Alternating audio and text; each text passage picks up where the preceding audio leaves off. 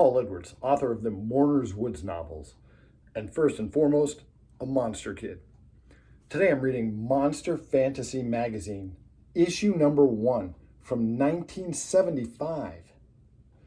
I thought some of you might enjoy flipping through this vintage monster magazine with me, just in case you don't own your own copy of Monster Fantasy Magazine, issue number 1 from 1975. Together, let's see what kinds of vintage monster goodness is in here. Monster Fantasy has picked vampires as the theme for their first issue. As you can see, we got all the way from Nosferatu, 1922. We got Christopher Lee, Bela Lugosi. We've got this scene from Dracula, Prince of Darkness. But it's not just vampires this issue. We're also getting an interview with Peter Lorre's daughter, sea creatures, space ghouls, and the Baron is at it again, Frankenstein's latest monster. So even if you don't know what movies were current at the time, you can figure it out just from this. The Baron is at it again. So the fact that they're calling him Baron Frankenstein tells you that it's the Hammer series. Frankenstein's latest monster. In the Hammer movies, it was a different monster in every Frankenstein picture. Unlike Universal, where it was the same monster in every movie. So it's going to turn out to be Frankenstein and the Monster from Hell, which is a pretty good entry in the Hammer Frankenstein franchise. I remember getting these iron-on transfers. You'd iron these onto a plain white t-shirt.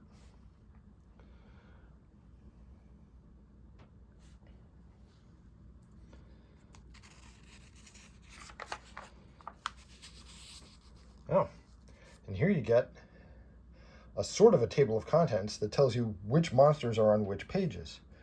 Like if you are into Dracula, look on pages 17 and 32. If you prefer Frankenstein, look at 54 and 50. Werewolf, sea creatures, space ghouls, Monster Fantasy's Hall of Fame.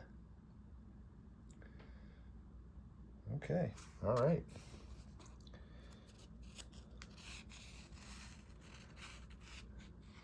Sort of an unusual ad for a monster magazine, books on health and fitness.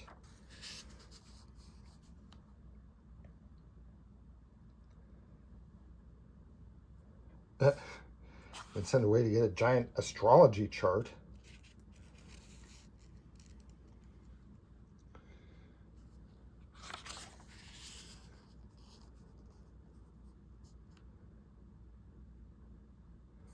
Phantom of the Paradise.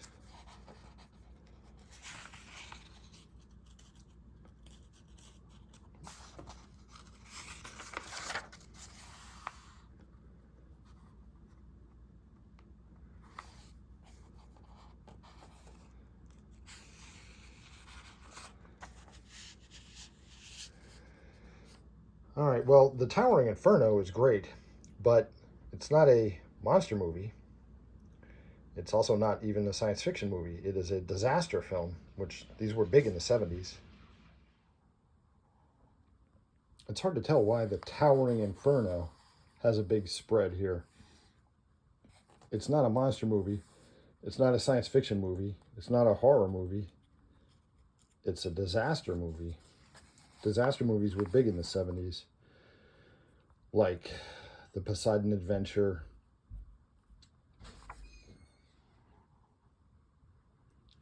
It's hard to tell why Towering Inferno gets a spread in a monster magazine. It's not a horror film. It's not a science fiction film. It's a disaster film. These were big in the first half of the 1970s. The Poseidon Adventure, the airport movies, Airport 75, but just not really monster related. Oh, and Earthquake. Earthquake was a big one. Oh boy. Yikes.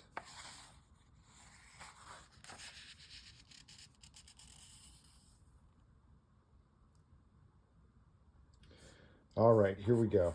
The feature article. the Vampire Book. They're going to walk us through the history of vampires in cinema. Starting, though, with the real Count Dracula and other real vampires. Wow!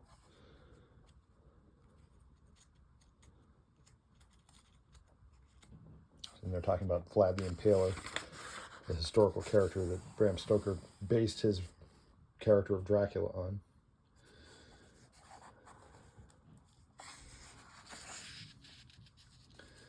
Nosferatu from 1922. Nosferatu is a vampire film that was based on the story of Dracula, but without giving credit to Bram Stoker. And there was a court order that Bram Stoker's widow got to have all copies of Nosferatu confiscated and destroyed because of copyright infringement. And mostly that did happen, but one guy, what we would call a fanboy, one fanboy saved one print of Nosferatu.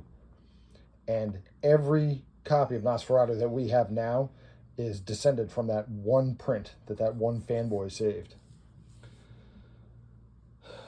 London After Midnight was not so fortunate. We do not have London After Midnight. This is a lost horror movie in which Lon Chaney Sr. played a vampire. My hope is that before I die, somebody will find a print of London After Midnight. And don't say it couldn't happen, because there are lots of movies that have been lost and then have been found.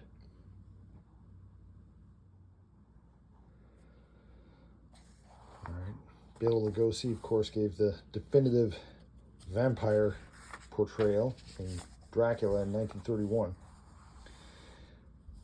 And this picture, if this looks a little funny, that's because that is not Bela Lugosi, even though it is a 1931 Dracula. So let me explain.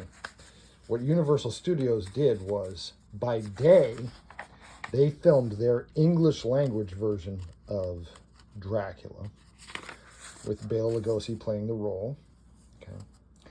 And then by night, a different crew would come in with different actors, and they filmed a Spanish language version based on the same script. So this is from the Spanish language version of Dracula.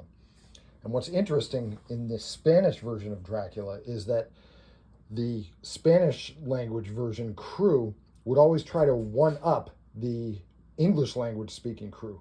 So for example, if the Bela Lugosi film version had, let's say, 3 cobwebs in a scene, the Spanish language crew, when they went to do the scene, would have 6 cobwebs in it.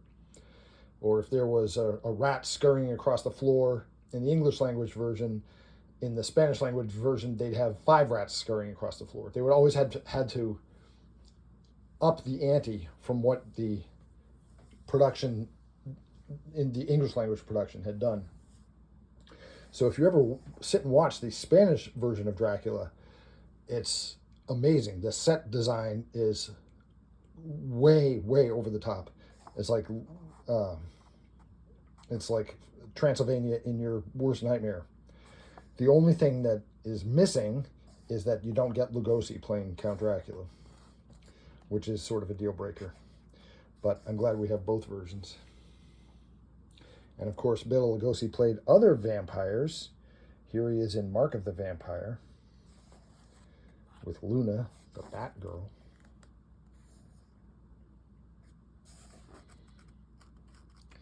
That's a double feature for you. The Bride of Frankenstein and Dracula's Daughter.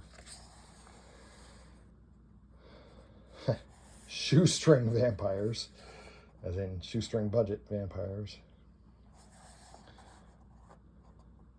Yeah, I'm sorry, but Lon Chaney Jr. as Dracula has never sat well with me. That was just not a good role for him. It wasn't a good fit.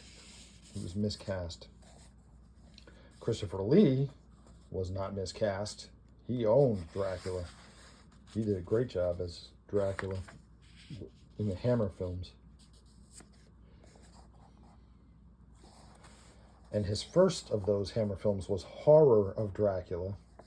And here is a scene-by-scene breakdown of the Horror of Dracula.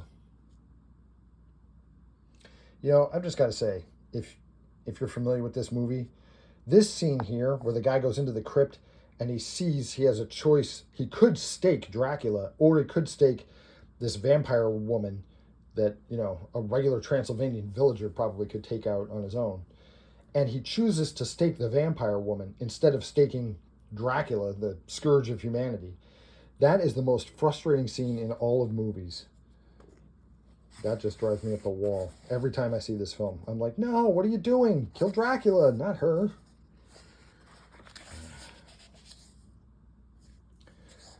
All right, coverage for the Hammer films. Of course, Hammer did a lot of Dracula films, but they also did a bunch of other vampire films too. Spaghetti horror. These are the Italian horror films, which there were a lot of. Mario Bava had some really good ones. Yikes. Is that the Vertilac? That's the Vertilac from the movie Black Sabbath.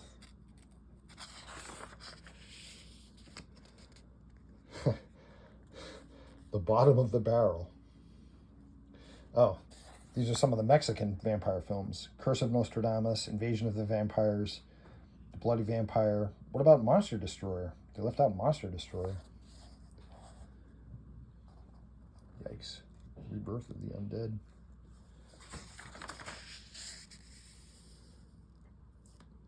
TV vampires. They gotta have Barnabas Collins in here.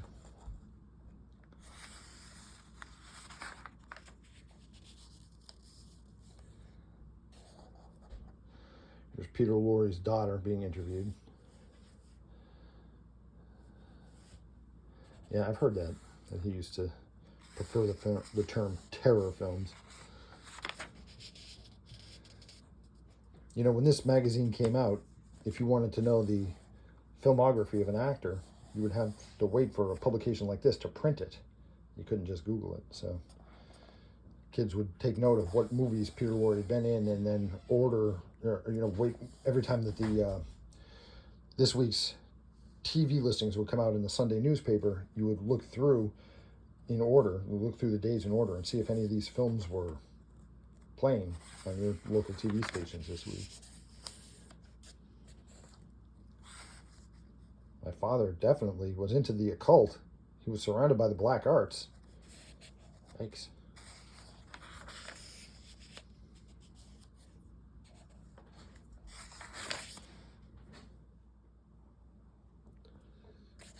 Frankenstein's latest monsters. There's two.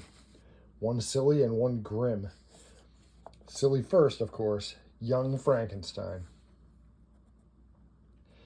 Mel Brooks' parody of the monster movies he loved as a kid, mainly Son of Frankenstein. Oh my gosh. Here's some trivia for you. You know, in the scene where Igor says, "Walk this way," and he walks with a limp, and then the people follow him walking with a limp, you know, walking this way. That's actually where Aerosmith got the idea for the song title for their song, Walk This Way, from Young Frankenstein. Okay, and now to the grim one. Frankenstein and the Monster from Hell. There's only one monster in that. Frankenstein, meaning Baron Frankenstein, and the monster from hell, meaning the creation of Baron Frankenstein. But it is a monster from hell. It's pretty freaking creepy. I've always thought that this movie makes sense if you think that it happened earlier in the series, before Frankenstein Must Be Destroyed, which sure looks and feels like the final one, even though it came before this one.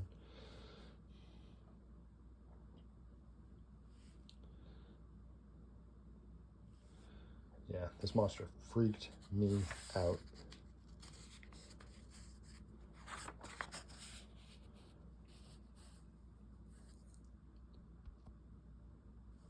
Ooh, Want to learn karate? By mail?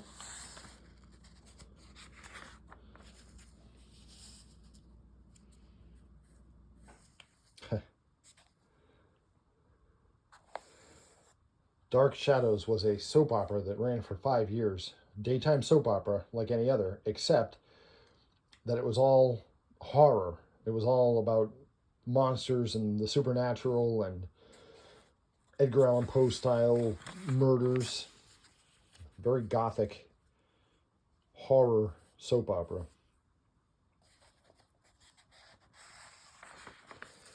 One of the main characters was a vampire, Barnabas Collins. And they had a werewolf on the show, as you can see. They had a ghost, a witch, a mad scientist, actually a couple of mad scientists. They did a crawling hand story. They had tons of murder stories in the vein of Edgar Allan Poe. People like getting bricked into the wall, that sort of thing. Ooh, Monsters of the Deep.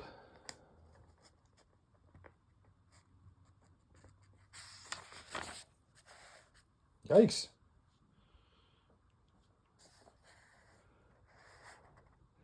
I love It Came From Beneath the Sea. It's one of my favorite Ray Harryhausen movies.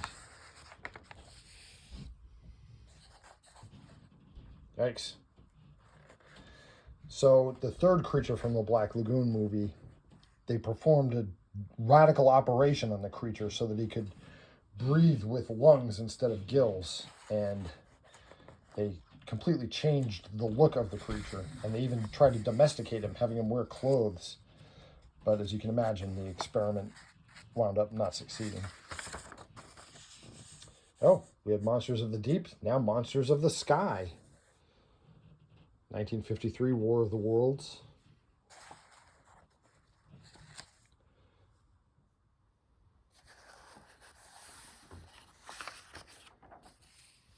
Oh, of course, The Day the Earth Stood Still.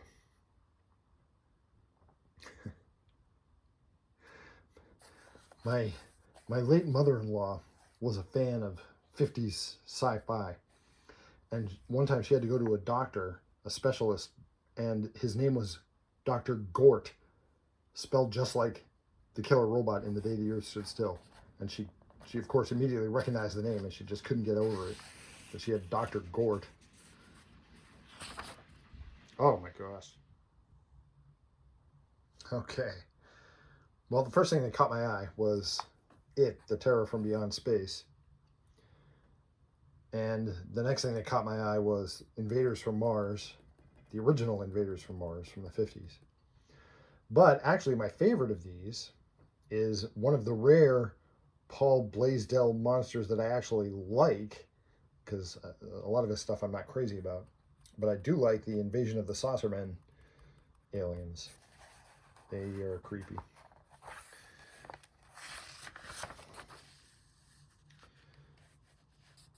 Report from bloody old England. It's still horror headquarters. Here's why. Well, not because of Trog. Trog is a story of a caveman that's discovered in the modern day. And Joan Crawford, former queen of Hollywood, now relegated to a caveman movie, tries to study Trog and civilize him. But, of course, it doesn't end well. Oh, Kronos, Captain Kronos, Vampire Hunter. This was a film that Hammer Studios intended to be the first of a series of films featuring this heroic character, Captain Kronos. But unfortunately, it was the only one that they ever made. This image is a little confusing if you're not familiar with the movie. But he's got his sword here, and he's reflecting the glare back so that he's not subjected to it.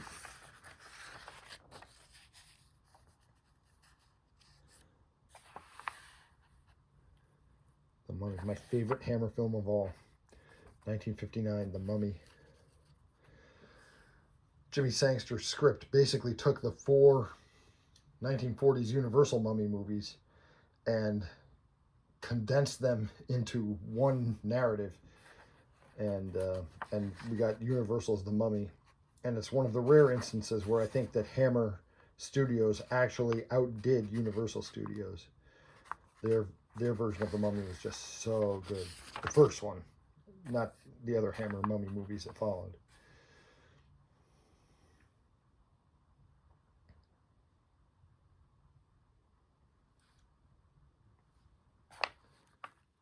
Oh my gosh, monster-sized monsters. Are you wondering, what could they be selling you that's 7 feet tall for only $1?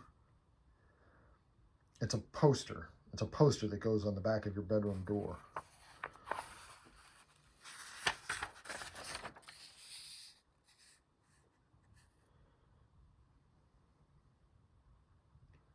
I'd forgotten all about this. I did buy one of these decal things. Not this one specifically, but one of these whole, like a grab bag with all different kinds of decals in it.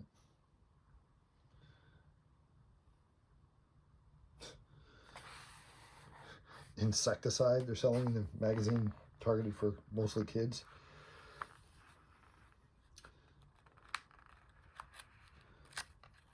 That's nice.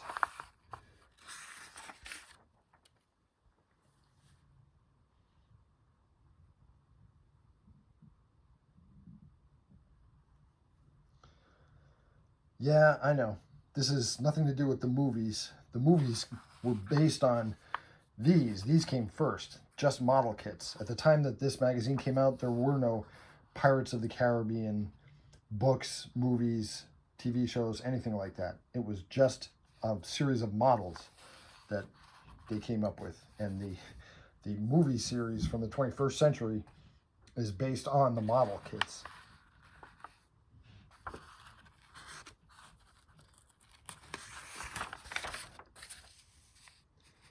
Ooh, Monsters Who's Who.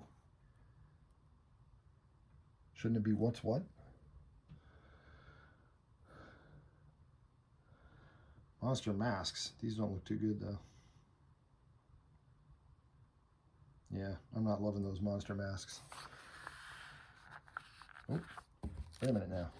Is this the same ad for iron-ons that we saw earlier? Let's see. I want to know now. Yeah, see? Look. I don't know why they paid to run the same ad twice.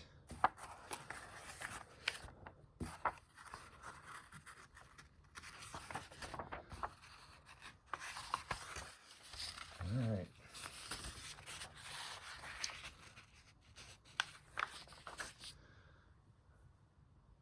LP albums, posters.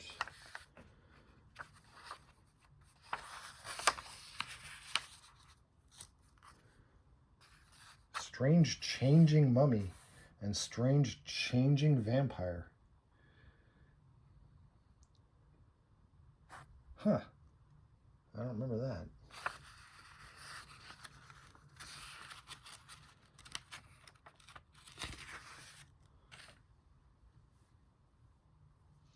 The Mego figures were great.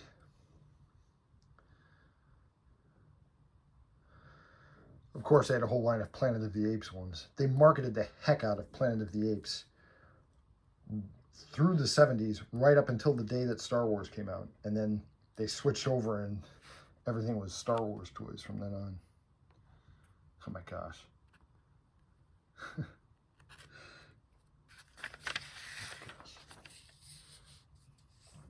All right, better order some bloody bargains.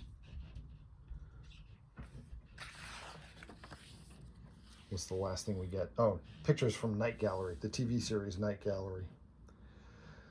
That was a Rod Serling hosted show after Twilight Zone. It was another anthology show, but it was more horror oriented. And he would introduce each story with a painting from his Night Gallery. If you enjoy vintage horror and classic monsters, you would love my book series, the Mourner's Woods books. They're a series of novels set in a haunted forest. Each novel has a completely new cast of characters entering the forest and encountering things like ghosts and monsters. But invariably, the greatest threat that any of them face is each other. Betrayal is a big problem in Mourner's Woods.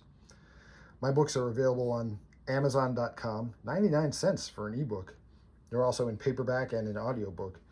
I try very hard to recapture the feel and the vibe of 20th century horror in a modern setting.